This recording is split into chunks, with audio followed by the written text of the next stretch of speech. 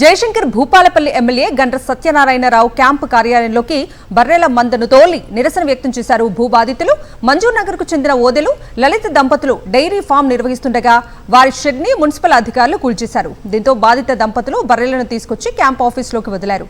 MLA ఆదేశాలతోనే తమ shed కూల్చేశామని అధికారులు చెబుతున్నారని, ఎమ్మెల్యే తమకు న్యాయం చేసే వరకు బర్రెలు ఇక్కడే ఉంటాయని బాధితులు భీష్మించుకుని కూర్చున్నారు.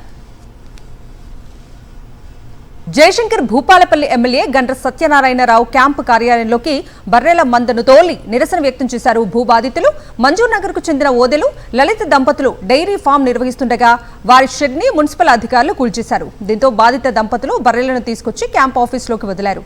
ఎమ్మెల్యే ఆదేశాలతోనే తమ షెడ్ కూల్చేశామని అధికారులు చెబుతున్నారని, ఎమ్మెల్యే తమకు న్యాయం చేసే వరకు బర్రెలు ఇక్కడే ఉంటాయని బాధితులు భీష్మించుకుని కూర్చున్నారు.